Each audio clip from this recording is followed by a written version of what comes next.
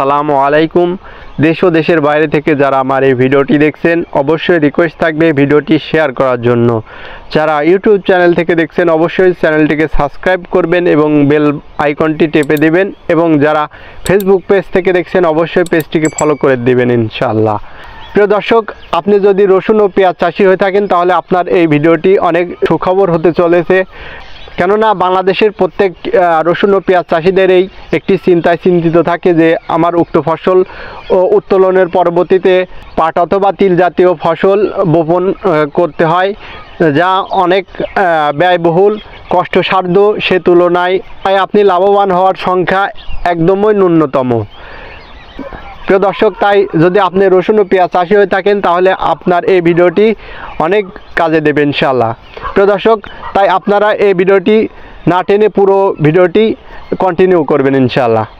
প্রিয় দর্শক, আজকে আপনাদের মাঝে একটি ধানের জাত নিয়ে আলোচনা করব, যে জাতটি আপনি রসুন ও পেঁয়াজ উত্তোলনের পরবর্তীতে রোপণ করতে পারবেন এবং সেই ধানটি কর্তনের পরে আবার আপনারা আমন মৌসুমে আবার আমন ধানও রোপণ করতে পারবেন।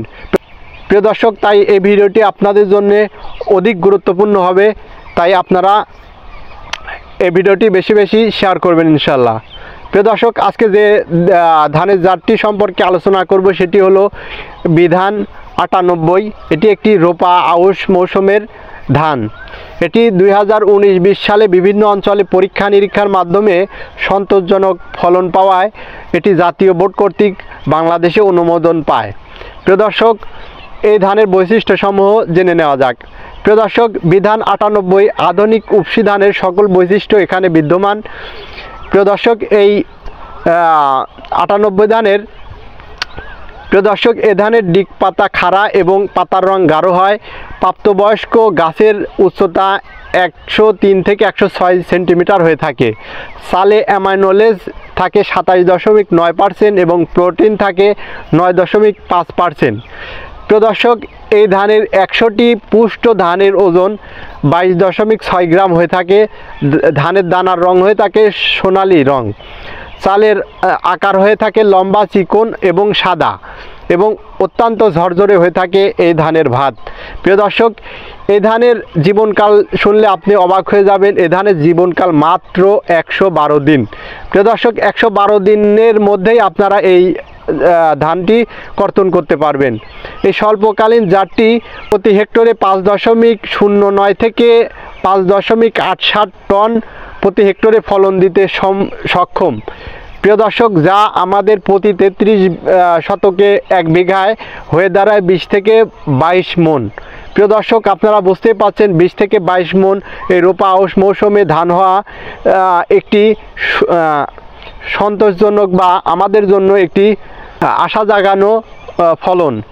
প্রিয় দর্শক, তাই আপনারা যদি এই স্বল্পকালীন জাতটি চাষাবাদের পরেও আবার আমন মৌসুমে ধান রোপণ করতে পারবেন, তাহলে অবশ্যই আমাদের সকলের চিন্তা থাকবে আমরা পাট চাষে যে আমরা ন্যায্য মূল্য থেকে বঞ্চিত হই, তাই আমরা এই ধান চাষের মাধ্যমে আমাদের ন্যায্য মূল্য ইনশাআল্লাহ অনেকটাই লাঘব হবে। তাই আপনারা পরবর্তীতে পাট চাষ না করে যদি আপনার সেচ ব্যবস্থা থাকে তাহলে অবশ্যই আপনারা বিধান 98 চাষ করতে পারেন।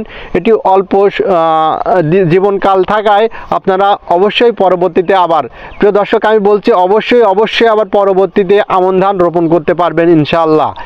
প্রিয় দর্শক, তাই আপনারা এই বিধান 98 বা রোপা আউশ মৌসুমে এটি ব্যবহার করবেন।